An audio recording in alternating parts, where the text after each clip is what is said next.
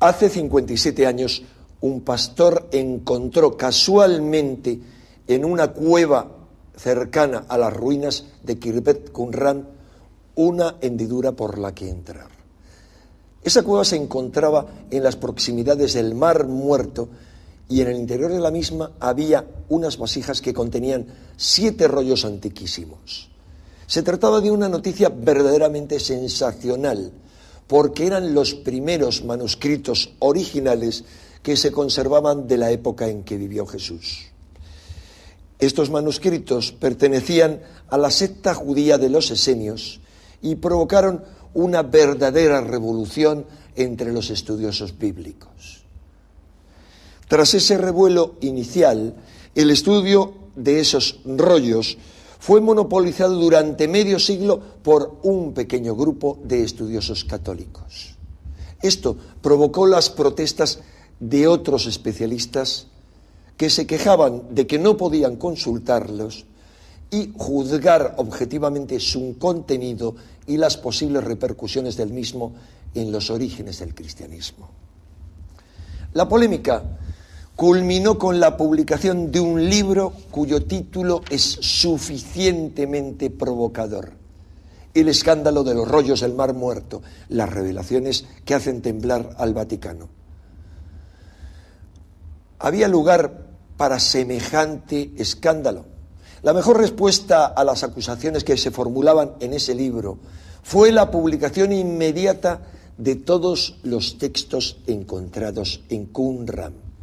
Aquí tenemos su traducción española. Pero esta publicación no puso fin a la polémica, como queda claro en el documental que les ofrecemos. Buena parte de los investigadores aseguran que en estos manuscritos no hay realmente nada importante que ocultar. En su opinión, los autores de estos textos poco o nada tienen que ver con Jesucristo y con sus seguidores. Otros sostienen, por el contrario, que estos rollos nos informan del contexto apocalíptico en el que surgió el cristianismo y confirman que sus raíces son genuinamente judías.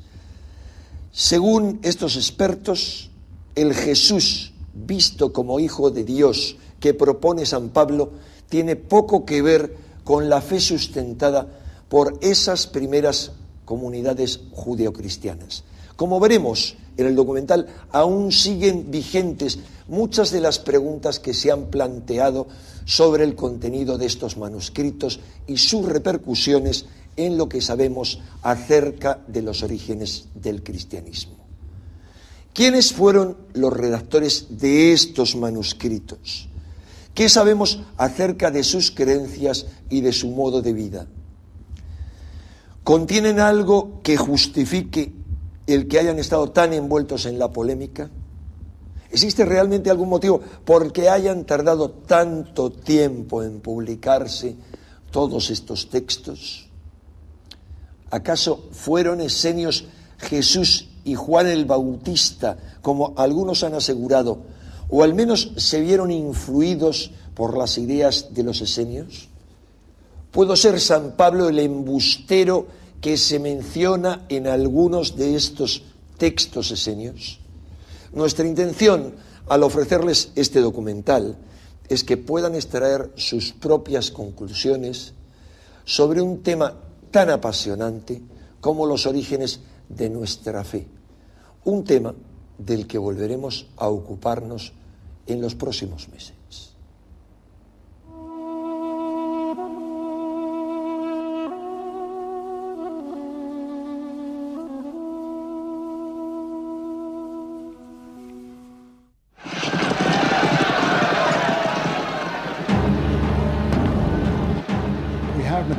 Estos materiales son esenciales para una cabal comprensión del judaísmo y el cristianismo.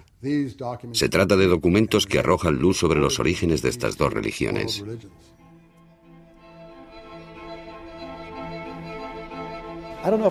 No cabe duda de que Qumran ilustra cómo era el judaísmo de Palestina en la época en la que nació el cristianismo. Jesús era un judío, pero ¿qué tipo de judío? Jesús era tan judío que si hubiese ido a una casa que no cumplía con la preparación ritual de los alimentos, no habría comido. Qumran, los manuscritos del Mar Muerto. Acaba una era de secretos. Casi 50 años después de su hallazgo, los rollos del Mar Muerto fueron publicados. Es hermoso, maravilloso. No esperaba que fuese posible. ¿Están los manuscritos al alcance de todos? Sí, es realmente asombroso. Accesibles a todos.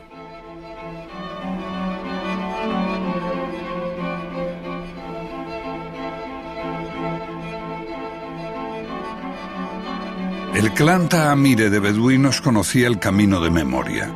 Durante generaciones sus ancestros habían llevado los rebaños a través de las lomas del desierto de Judea, junto al Mar Muerto.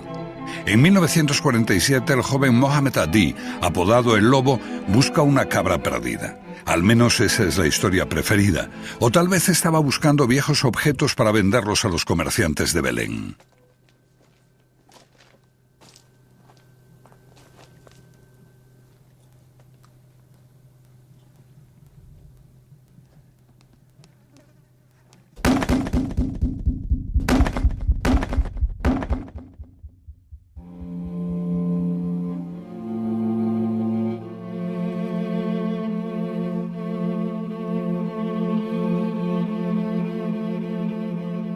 Un afortunado tiro de piedra produce un extraño sonido que reverbera en el interior de una gruta. Así fue como se descubrió la primera de las 11 cuevas en las que unos 2000 años antes, unas gentes aterrorizadas ocultaron sus textos más sagrados. Cientos de manuscritos de la Biblia, junto con comentarios y normas de su comunidad. El hallazgo más valioso y controvertido del siglo, un descubrimiento que arrojó una luz inesperada sobre la historia de la fe judía y cristiana.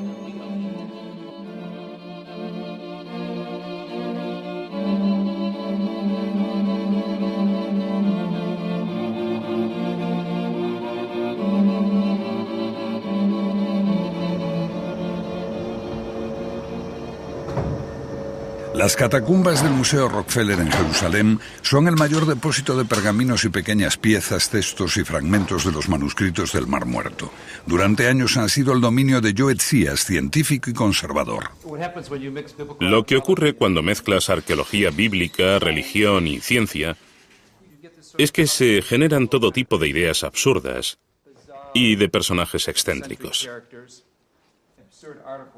Algunos artículos que aparecen en la prensa americana sobre el paradero de Elvis Presley, una cura para el SIDA, la aparición del monstruo del lago Ness en Florida.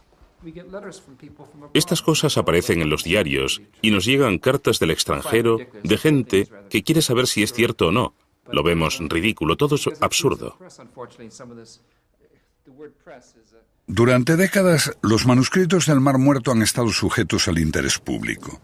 Aireados por la prensa que informó sobre el lento avance de la investigación, convirtiéndola en un escándalo científico, y también por la naturaleza de los rollos en sí mismos, documentos de un tiempo en el que se configuró nuestra religión y gran parte de nuestra cultura.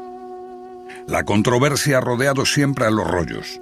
Hallados justo en el momento en que Palestina se partió en dos y surgió el Estado de Israel, estos documentos se dividieron a los dos lados de la frontera. Unos sacerdotes dominicos franceses de la Escuela Bíblica de Jerusalén Este dirigieron a un pequeño grupo de científicos, casi todos católicos. Más tarde correrían rumores de un complot del Vaticano para impedir que se hiciese pública la información que afectaba al cristianismo. Rumores infundados, porque la investigación fue muy rigurosa. Cuando aparecieron los manuscritos estaban en muy mal estado. Y muy pocos, quizá el 1 o el 2%, tenían el aspecto de rollos. El antiguo asentamiento de Qumran, sede de la gente que escribió y ocultó los manuscritos.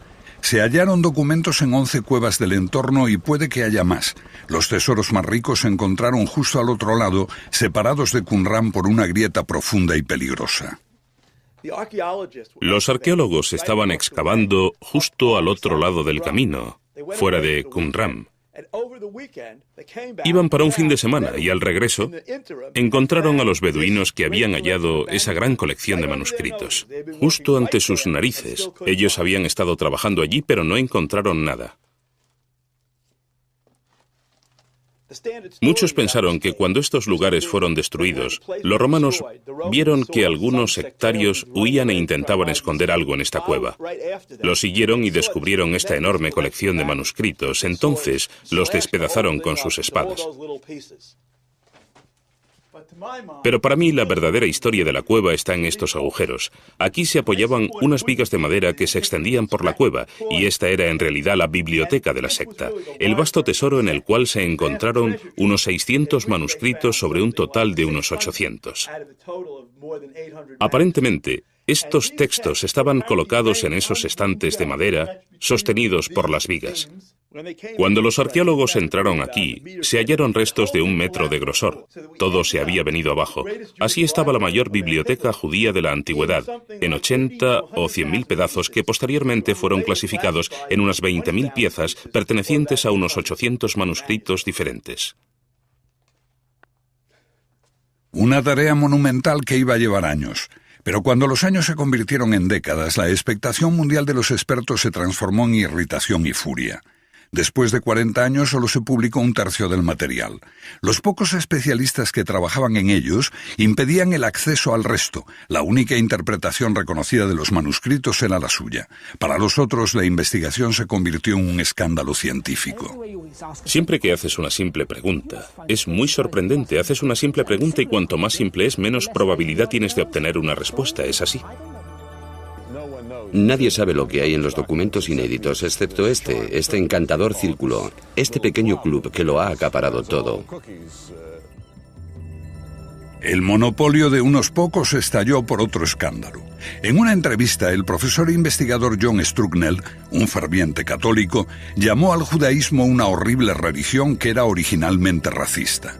Strugnell fue destituido. Las autoridades israelíes abrieron el estudio de los manuscritos a la ciencia y se preparó una completa publicación en microfichas. En buena medida, esto vino forzado por el activismo de unos especialistas que rompieron el monopolio publicando ediciones piratas con fotografías de los manuscritos.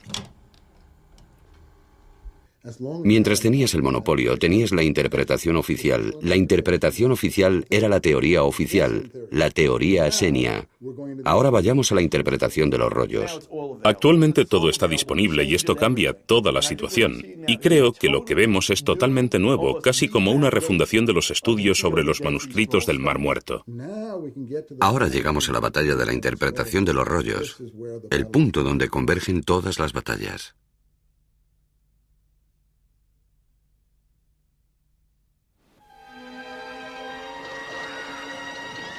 Antes del nacimiento de Cristo, los judíos rechazaban con desesperación a los gobernantes gentiles, los sucesores de Alejandro Magno, que dejaron en Oriente Medio la impronta de la cultura griega. Algunos de esos gobernantes quisieron erradicar el judaísmo quemando las escrituras, erigiendo estatuas paganas en el templo para realizar ritos orgiásticos. Las mujeres que habían hecho circuncidar a sus hijos eran asesinadas con sus bebés. Bajo los macabeos, los judíos consiguieron la libertad, pero por poco tiempo. 50 años antes de Cristo, el romano Pompeyo ocupa Palestina y vulnera la fe judía entrando en el Sancta Sanctorum del templo, reservado solo para Dios. Muchos vieron la llegada de Roma como el final de los tiempos. Este final traería la catástrofe, pero también un Mesías que guiaría a los judíos en una guerra final contra el mal. Roma reservaba sus más horribles formas de ejecución para los mesías, y había varios. Crecía una expectación febril. El sentimiento de que algo dramático estaba a punto de ocurrir estremecía a los judíos. Muchos se retiraron para prepararse para este final de los tiempos. Un historiador romano llamó esenios a esos que se iban al desierto cerca del Mar Muerto. Vivían en apacible reclusión, solo con las palmeras por compañía.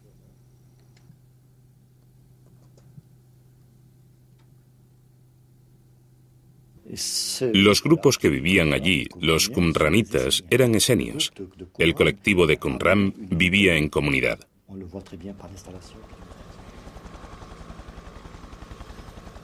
Los padres dominicos de la escuela bíblica veían Qumran como un lugar solitario en el desierto para apacibles monjes célibes dedicados a piadosos estudios que compartían sus pertenencias y eran guiados por un maestro.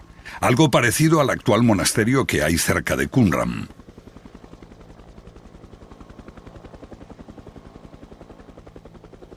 Es una idea muy extendida. Aquí en Qumran estamos viendo la sala de los calígrafos, que es la auténtica habitación donde se escribieron los manuscritos sagrados hace más de 2000 años. Es en esta habitación donde esos escribas trabajaban duro. La mayoría cree que los rollos se escribieron en esta sala, pero ahora sabemos que se redactaron en muchas partes a lo largo de todo el país y luego se trajeron a Qumran.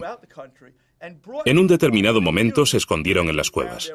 ¿Por qué esos especialistas creían que hubo un escritorio en Qumran? Porque un escritorio es una sala para copiar manuscritos típica de un monasterio, y como la mayoría de esos especialistas provenían de ambientes monásticos, interpretaron las ruinas de Qumran como un antiguo monasterio.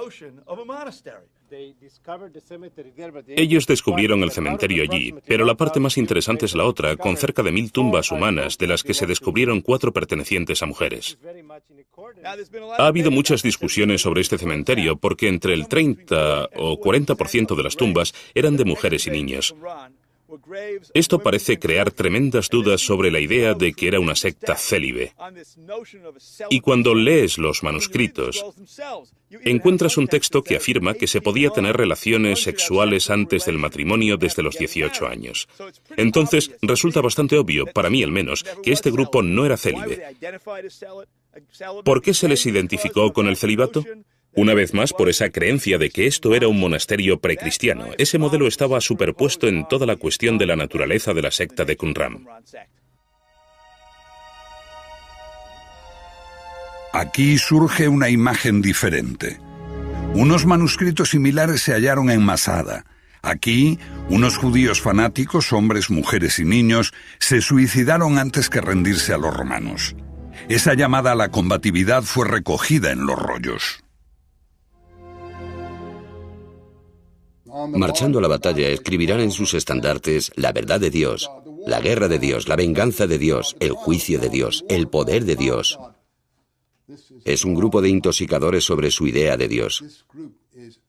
Totalmente intransigente, están llenos de justa indignación y entusiasmo, jamás transigirán. Todos fueron dispuestos a morir, sin duda, por eso los manuscritos se escondieron en las cuevas, porque ninguno sobreviviría. Esos esquivos esenios jamás se mencionan en el gran compendio de la literatura rabínica, ni en el Nuevo Testamento, ni en los rollos. Sin duda, no en los rollos. Allí está Chasidim y lo que quieras.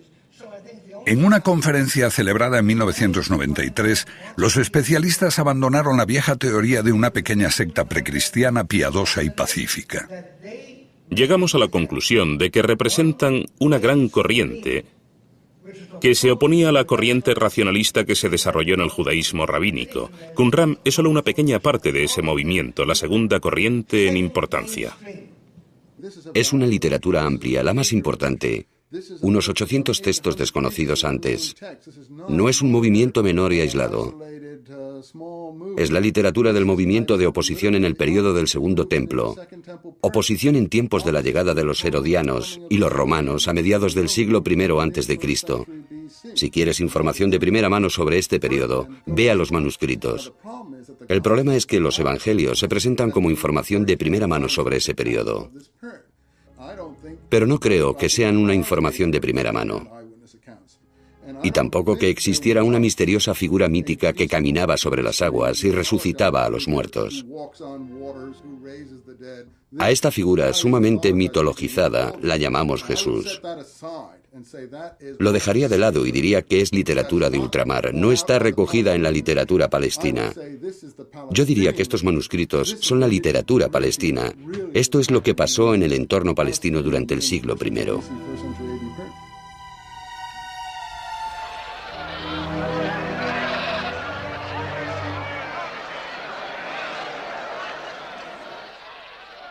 Palestina, un caldero hirviente de fariseos, saduceos, celotes, zadoquitas, ebionitas, de sectas enfrentadas, grupos, partidos. De hecho, un país dividido en dos, los que aceptaban el gobierno extranjero y prosperaban, y los que lo rechazaban, los que se acomodaban y colaboraban, y los que se oponían, querían volver a la pureza de la fe y oraban pidiendo un Mesías. En los manuscritos se conserva la voz de estos últimos.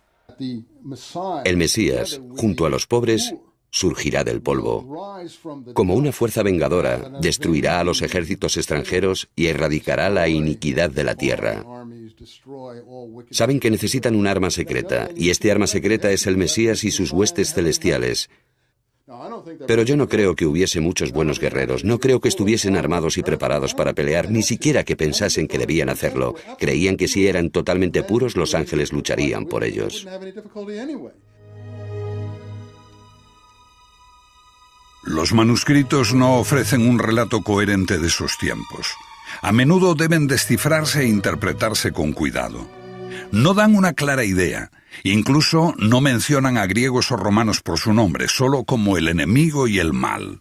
Acerca de cuándo se escribieron existe un debate, pero una gran mayoría de científicos afirman hoy que los rollos datan de un tiempo anterior a Jesús. Como resultado de la arqueología y el método del carbono 14, parece claro que los manuscritos de que disponemos son precristianos, y esto sin mencionar su composición. Algunos de los textos se redactaron ya en el siglo III a.C., entonces creo que hemos eliminado totalmente como ridícula cualquier idea de que son realmente documentos cristianos. Muy bien. Si se hubieran acabado de escribir en el año 50 a.C., ¿qué pasó con el centenar de años más emocionante de la historia de Palestina? Sabemos que tenían esos documentos en el año 50 después de Cristo porque los pusieron en las cuevas. ¿Dices que no eran creativos, que no tenían nada que decir, que permanecían sentados mientras los hechos más emocionantes y trágicos de la historia de los judíos y de los primeros cristianos pasaban ante sus ojos? ¿Y que se limitaban a recitar documentos tan viejos como Abraham Lincoln puede parecernos a nosotros hoy o Bismarck a los alemanes? ¿Y rogaban por esos antepasados, ignorando lo que pasaba en su propia época? Yo lo dudo mucho. Pero Eisenman estaba casi solo en esto. Generalmente se creía que los manuscritos eran anteriores a Cristo basándose en la arqueología y en la datación por carbono 14. Aun cuando la investigación de la escuela bíblica esté también sujeta a críticas y la datación del carbono a veces sea cuestionada.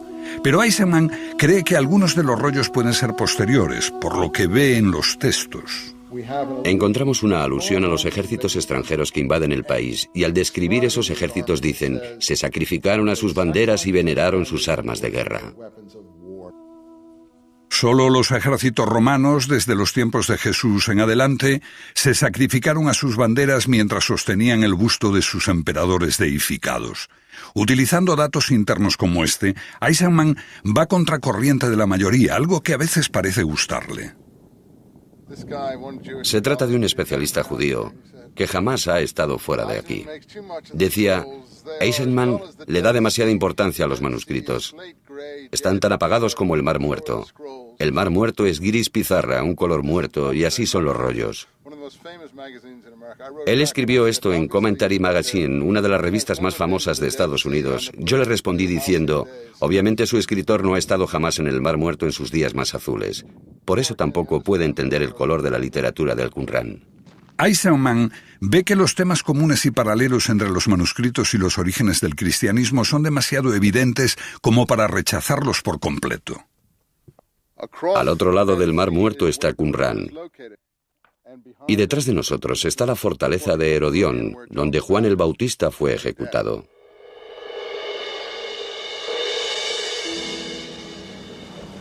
Juan el Bautista. Es difícil eludir los paralelismos entre él y Qumran. Ambos están en la misma área. Ambos hacen hincapié en varios rituales de purificación, en el bautismo para la purificación del cuerpo y del espíritu por inmersión en el agua. Ambos atacan el sistema y a los sacerdotes por sus negligencias y sus componendas con el enemigo. Entonces dice, vosotros, generación de víboras, recordad que el fuego está preparado y la paja a punto de arder. Juan se prepara en el desierto para la llegada del Mesías, precisamente como está escrito en los manuscritos. Se separan de sus casas.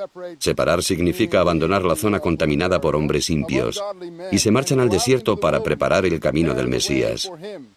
Así está escrito: prepara en el desierto el camino de nuestro Señor. Haz una senda recta en el desierto para nuestro Dios. Ambos maldicen a los gobernantes por sus vicios. Por ejemplo, el matrimonio de una sobrina con un tío. Eisenman considera esto otra indicación de la fecha de algunos de los manuscritos, porque esta práctica era común entre los herodianos, que gobernaban como reyes títeres en los tiempos de Juan y Jesús. Los partidarios de Juan son tantos que éste se transforma en una amenaza. Los evangelios eluden el hecho porque ponen a Jesús en el mismo nivel.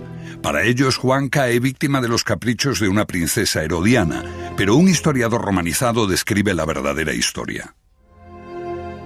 Josefo presenta a los herodianos como temerosos de Juan, porque es tan popular que puede liderar una revolución. Por tanto, no hay ninguna Salomé, ni es cierto el cuento de hadas sobre la fiesta de cumpleaños y la danza de los 7 velos que difundió la cultura occidental en el arte, en la ópera. Hay una dura medida preventiva, que es la ejecución de un agitador problemático. Los manuscritos del Mar Muerto no mencionan eventos específicos, presentan una visión combativa del país y otra interpretación de los tiempos. Hacen que uno vea contradicciones en los evangelios. Además del dulce y místico Jesús, hay otro Jesús intransigente con los poderes, el que limpia el templo de mercaderes. Los llamados cambistas eran en realidad gente que vendía ofrendas. Podían comprarlas los ricos para ofrecerlas en el templo. Y Jesús sentía que eso era intolerable. Con esta historia, Jesús se coloca en el bando de la estricta observancia de la ley. Un Jesús militante, muy al estilo de los rollos del Mar Muerto, nada complaciente, desafiando a los sacerdotes y a sus amos romanos. ¿Qué sabemos del Jesús histórico? Lo describen con acierto los evangelios. Jesús entrando en Jerusalén en un humilde asno blanco. En la tradición judía, por lo menos lo que sé por fuentes posteriores, existía la idea de que el Mesías llegaría en un asno blanco. Y por lo tanto parece que los evangelios colocan a Jesús en este asno blanco para simbolizar que es el Mesías. Igual que sitúan su nacimiento en Belén, que es el lugar de nacimiento del rey David, cuyos descendientes se esperaba que ocupasen el trono mesiánico. Los historiadores creen ahora que Jesús vino probablemente del norte, de Galilea, no de Nazaret, porque ese lugar no existía entonces. Ese epíteto debe venir de Nazarini, que significa guardián de la ley. Los evangelistas son capaces de todo para hacerlo nacer en Belén. El Evangelio de Lucas, por ejemplo, dice que no hay sitio en la posada. Este texto lleva a la familia hasta Belén, cuando están viviendo en Nazaret y no encuentran sitio en la posada. Así tenemos la imagen de Jesús favorita, que nació en un pesebre. Esto lo contradice el Evangelio según Mateo, porque en Mateo la familia de Jesús no vive en Nazaret, vive en Belén, y ese es el escenario de Herodes. Tenemos la imagen de la familia de Jesús viviendo en Belén y a Herodes queriendo matar a los niños judíos. Se describe a la Sagrada Familia huyendo de Belén. Dada la naturaleza contradictoria de la información, lo que podemos preguntarnos, ¿qué sabemos de Jesús? Absolutamente nada. Porque toda la información se contradice a sí misma, hasta el punto de convertirse en nada.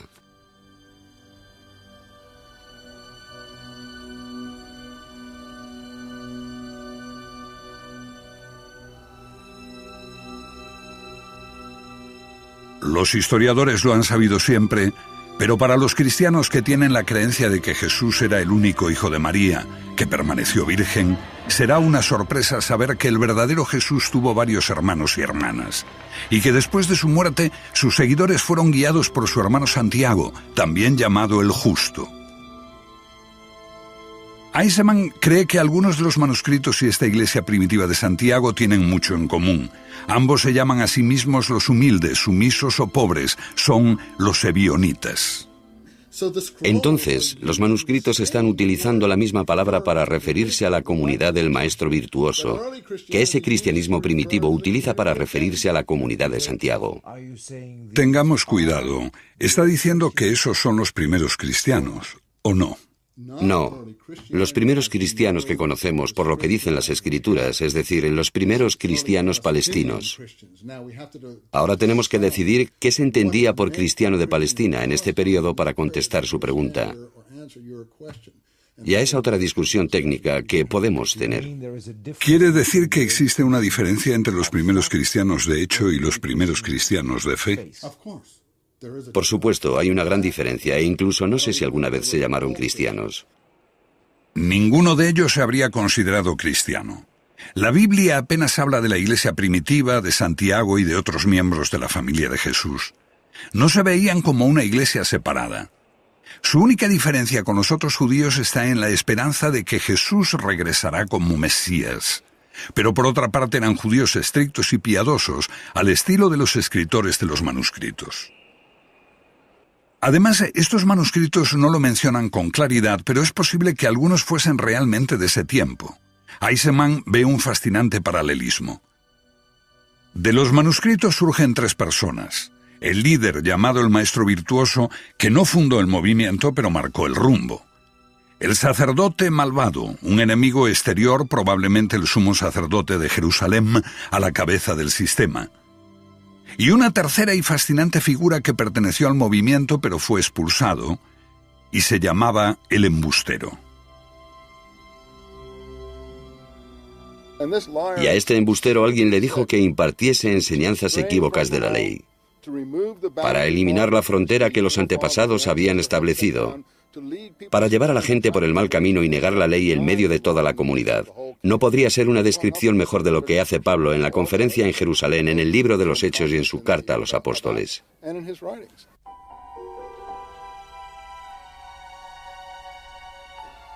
San Pablo, considerado como un embustero, los evangelios narran cómo Pablo, enviado por el sumo sacerdote para arrestar a los seguidores de Jesús, se convierte gracias a una visión cegadora camino de Damasco. En los manuscritos del Mar Muerto, Damasco es utilizada como un nombre clave para mencionar la región donde están situados los campamentos en el desierto. Lo que algunos especialistas han propuesto es que Damasco es un distrito dentro del sistema administrativo romano y otro término para designar la región de Qumran. Se trató de una conversión, las creencias de Santiago, pero que después le crearon conflictos, aunque muchos estudiosos, incluido Larry Schiffman, rechazan categóricamente relacionar ambas cosas. Esta teoría se ajusta a la historia. Según podemos reconstruir, parece que muy pronto se desarrollaron dos corrientes. Una, personificada por Santiago el Justo, que quería mantener el cristianismo como una forma de judaísmo, practicando todos los ritos judíos. La otra pretendía ver al cristianismo como un movimiento mundial y ponerlo fuera de Palestina y fuera de la comunidad judía. Y esto, por supuesto, es lo más conocido de las escrituras de Pablo. En esta confrontación entre Santiago y Pablo tenemos el verdadero epítome de lo que se dice de Qumran.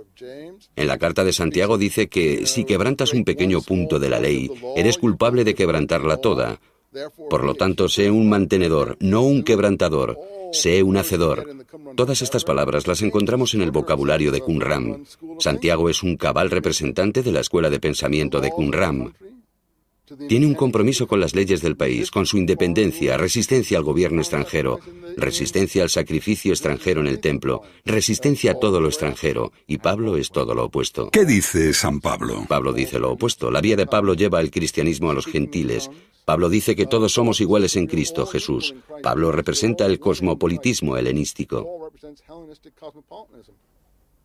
Pablo ha llegado desde la lejana ciudad de Tarso, años después de la muerte de Jesús, de un mundo de griegos y romanos. Es de buena familia y tal vez lejanamente relacionado con los herodianos. No rechaza a los romanos, al contrario, es incluso ciudadano de Roma y está protegido por su poder. Esos grupos contrarios a Pablo utilizan el mismo lenguaje de Qumran, llamándole un enemigo, un adversario, un embustero, un lenguaraz. Son las mismas expresiones que encontramos en Qumran.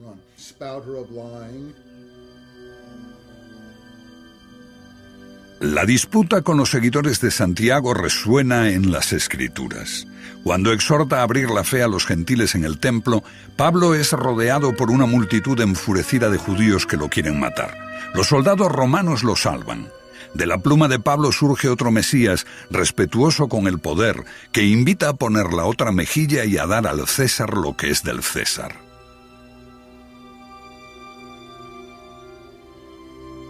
Pablo no sabe nada de Jesús. Un hecho que parece conocer es que fue crucificado. No parece disponer de material íntimo, ni siquiera lo cita. Es muy sorprendente que alguien que vive en una proximidad tal y que tendría que conocer historias y haber oído relatos de otra gente, sepa tan poco sobre Jesús. La figura que Pablo sí conoce es la que revela cosas desde una morada celestial. La figura que él llama Cristo Jesús está en los cielos. Es el Espíritu Santo que le revela a Pablo este Cristo Jesús de los cielos. Por eso los grupos de Qumran se habrían referido a un personaje tal como un hombre de mentiras y cosas así, porque obviamente en una situación como esa el Cristo Jesús en los cielos se transforma en lo que piensas que debería ser. Entonces, ¿quién conocía al Jesús terrenal? Bueno, gente como Santiago, la persona que vivió con él, que ocupó su lugar y fue martirizado como parece que lo fue. Por eso, yo digo que una vez encontrado el Santiago histórico, en realidad has hallado al Jesús histórico. Pablo difunde su palabra fuera, lejos de la iglesia de Santiago. Una misión que se adapta mejor al mundo de los gentiles, griegos y romanos. El mensaje de un Cristo para todos, un Jesús más suave que el Mesías de los manuscritos del Mar Muerto.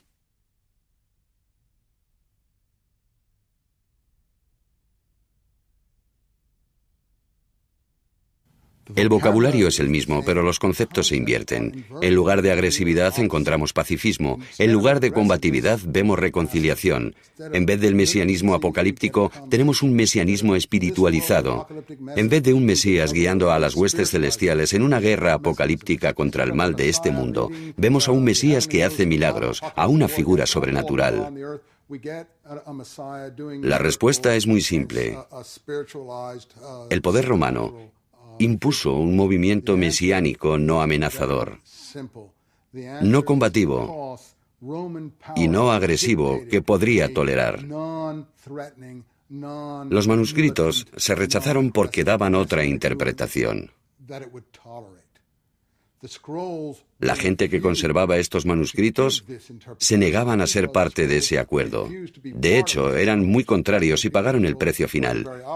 Creo que una de las razones de que los manuscritos estuviesen en una cueva es porque nadie pudo regresar y recogerlos, lo que quiere decir que todos perecieron.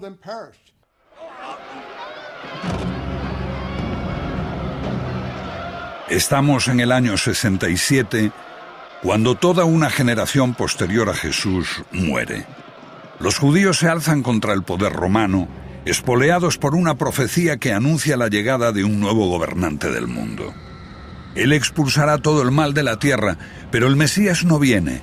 El apocalipsis se torna en catástrofe y holocausto. El emperador Vespasiano arrasa Palestina. Los judíos son diezmados. Decenas de miles son crucificados, multitud de personas son asesinadas o llevadas como esclavos. Jerusalén arde, el templo es arrasado, sus tesoros saqueados.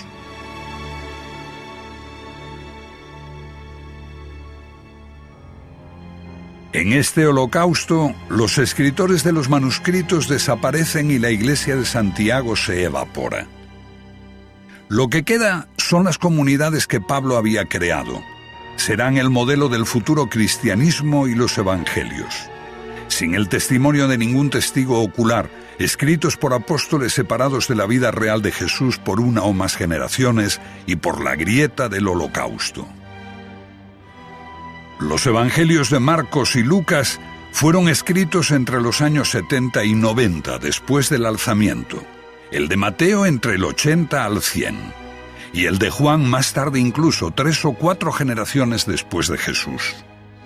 ¿Qué credibilidad tienen los evangelios? Un hecho crucial para los cristianos es la resurrección. ¿Cómo se describe esta?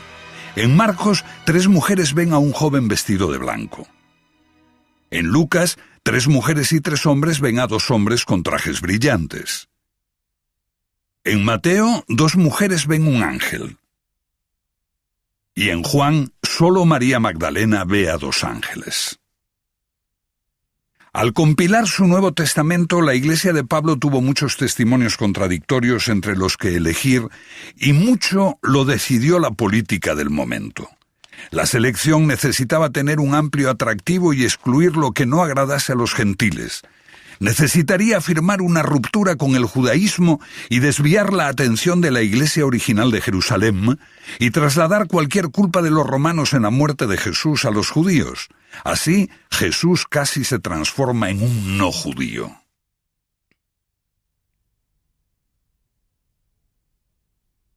La única forma de mesianismo que Roma estaba dispuesta a aceptar era la forma que ahora llamamos cristianismo, que fue, de hecho, adoptada en el Imperio Romano en la forma que conocemos 300 años después. La única forma de judaísmo que Roma estaba dispuesta a aceptar es la forma de judaísmo que conocemos ahora. Y esas son contradicciones para el judaísmo. Es decir, el judaísmo fariseo que se adueña del judaísmo rabínico. Entonces, las contradicciones para el judaísmo son tan extremas como lo son para el cristianismo, porque ambas tienen la misma visión farisíaca hacia el poder romano que he estado señalando, y que es la de la aceptación. La estrella de la profecía es utilizada por su fundador, un oscuro rabí. La mayor parte del mundo no ha oído jamás su nombre, Rabí Jochanan ben Zocha. Los judíos lo conocen, pero otros apenas lo conocen.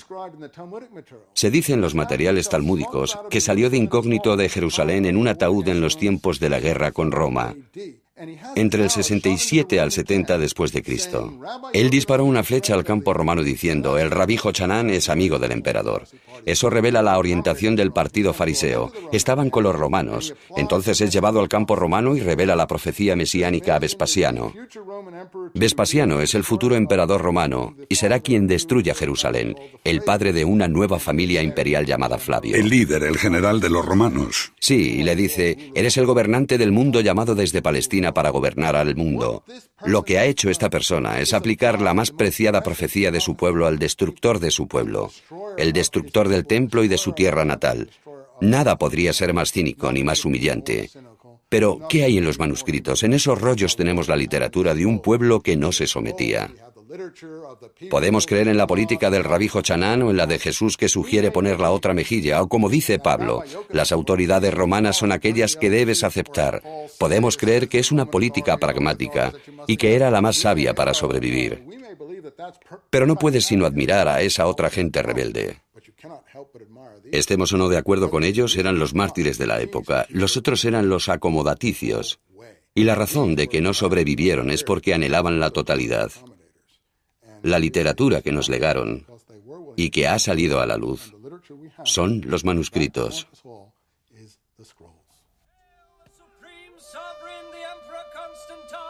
Nicea, año 324, 3 siglos después de Jesús. Constantino, el primer emperador romano en abrazar el cristianismo, convoca a los obispos. Existen disputas teológicas sobre la verdadera naturaleza de Jesús, hombre o Dios. Lo que decide Constantino se convertirá en la base del credo cristiano hasta hoy.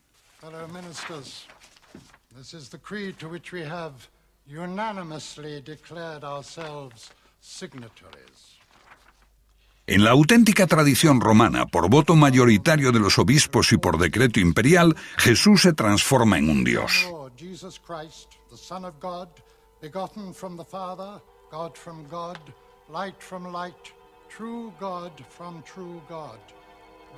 El rumbo iniciado por Pablo concluye: todas las voces disidentes son silenciadas. Los manuscritos del Mar Muerto hablan de hijos de Dios en plural. Son los perfectos, son la gente que cumple perfectamente con la ley. ¿Cómo se hubiese sentido el Jesús histórico de haber sabido que sería llamado el divino Hijo de Dios y el único? Creo que se había horrorizado, completamente horrorizado. Es todo lo opuesto a lo que él representaba o podía haber representado en la Palestina de la que hablamos. Las opiniones de Eisenman son ferozmente combatidas. Quizás sus ideas digan más sobre la Biblia que sobre los manuscritos del Mar Muerto, pero reavivan una antigua polémica. ¿Está la Iglesia en lo cierto respecto a Jesús? Cuando el misterio de Cristo se basa en la realidad histórica, surgen las dudas. Estos temas siguen siendo una cuestión de fe.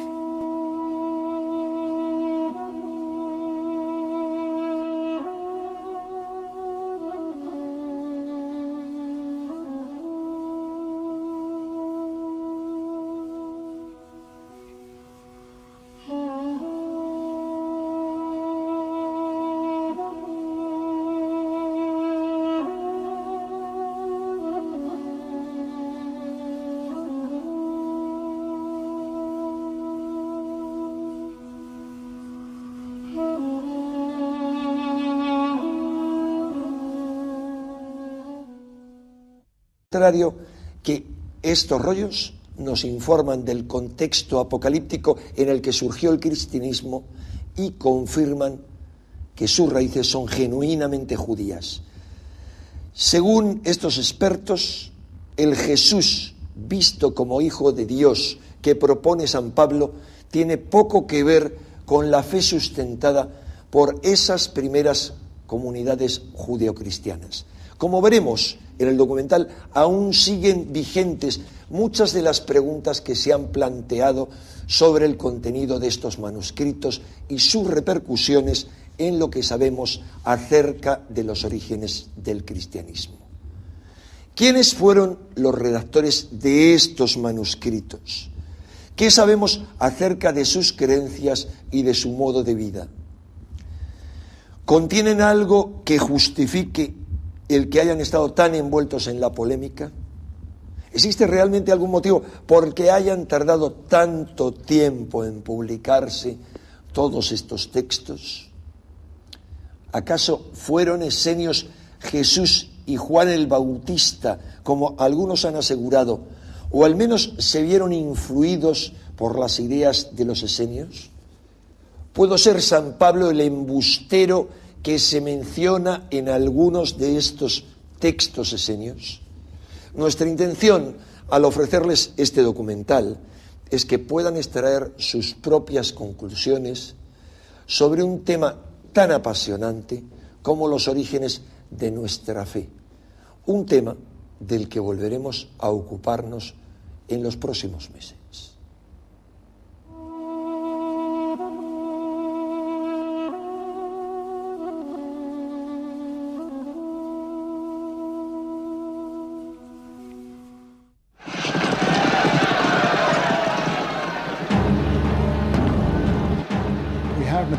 Estos materiales son esenciales para una cabal comprensión del judaísmo y el cristianismo.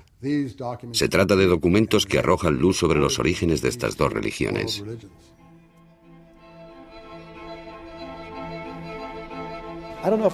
No cabe duda.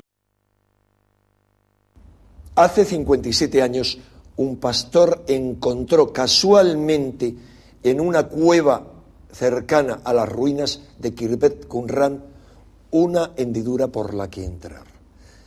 Esa cueva se encontraba en las proximidades del Mar Muerto y en el interior de la misma había unas vasijas que contenían 7 rollos antiquísimos. Se trataba de una noticia verdaderamente sensacional, porque eran los primeros manuscritos originales que se conservaban de la época en que vivió Jesús. Estos manuscritos pertenecían a la secta judía de los esenios y provocaron una verdadera revolución entre los estudiosos bíblicos. Tras ese revuelo inicial, el estudio de esos rollos fue monopolizado durante medio siglo por un pequeño grupo de estudiosos católicos. Esto provocó las protestas de otros especialistas que se quejaban de que no podían consultarlos y juzgar objetivamente su duda de que Qumran ilustra cómo era el judaísmo de Palestina en la época en la que nació el cristianismo. Jesús era un judío, pero ¿qué tipo de judío? Jesús era tan judío que si hubiese ido a una casa que no cumplía con la preparación ritual de los alimentos, no habría comido. Qumran, los manuscritos del Mar Muerto. Acaba una era de secretos. Casi 50 años después de su hallazgo, los rollos del Mar Muerto fueron publicados. Es hermoso, maravilloso. No esperaba que fuese posible. ¿Están los manuscritos al alcance de todos? Sí, es realmente asombroso. Accesibles a todos.